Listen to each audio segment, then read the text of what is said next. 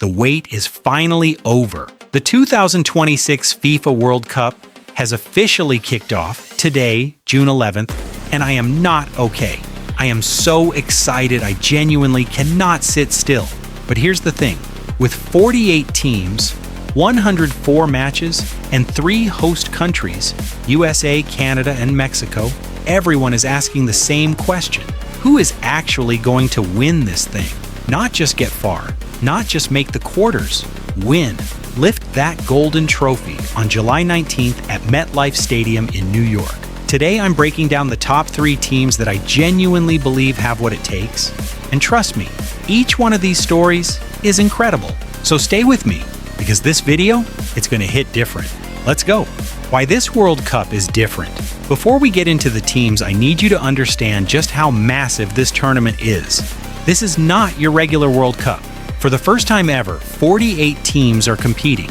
That's 16 more than 2022. More underdogs, more upsets, more chaos, and more moments that will make you lose your mind. The final is on July 19th at MetLife Stadium in New Jersey. And every single expert, every betting market, every football journalist is pointing to the same 2 or 3 names when asked who's going to be standing there holding the trophy. Let me tell you who those names are. Number 3, Portugal. Ronaldo's last miracle. Okay, I need you to really feel this one. Cristiano Ronaldo, 41 years old, 6 World Cups. And still, after everything, he has never won the one trophy that would complete his legacy. Think about that for a second. The most decorated individual player in football history, Ballon d'Or records, Champions League trophies, everything. But the World Cup, it's always slipped away. And this, 2026, this is almost certainly his final chance. But here's what makes Portugal dangerous beyond just Ronaldo. This squad is genuinely balanced in a way Portugal hasn't been in years. You've got Bruno Fernandes pulling the strings in midfield, Bernardo Silva, one of the smartest players on the planet, Rafael Leão tearing apart defenses with his pace, João Neves, young, fearless, brilliant, and at the back, Ruben Dias, a wall. After winning the Nations League, this team has something they've been missing for a long time, belief. The betting markets have Portugal at plus 815 odds, roughly an 11% chance of winning it all. That's not a front runner, but it's absolutely not nothing. The big question? The one that's haunted Portugal for 2 decades. When the knockout stages arrive and the pressure is suffocating, can they finally not crumble? Because if they can, Ronaldo gets his fairy tale ending. And honestly, I would love to see it. Number 2, Spain, the most beautiful team in the world. If Portugal is the emotional story of this tournament, Spain is the football story. Because right now, Spain plays the most exciting, most dominant, most suffocating football on the planet. And they proved it by winning Euro 2024 in stunning fashion. Let me tell you about this squad because it is scary good. First, Lamine Yamal. He is 17 years old. 17, and he is already one of the best players in the world. The way he dribbles, the way he finds space, the confidence he plays with, it's not normal for someone his age. He is a generational talent. Then you have Nico Williams on the other side. Pace, skill, danger every single time he gets the ball. In midfield, Rodri, the reigning Ballon d'Or winner, controls everything. Pedri and Fabian Ruiz around him make Spain's midfield one of the most intelligent in world football. According to ESPN's panel of 19 football experts, Spain was the only team that appeared on every single ballot for the World Cup winner. Every one of them. That says everything. The betting markets agree. Spain sits at plus 450 odds, making them the slight favorite to lift the trophy. But, and this is important, Spain has one glaring weakness.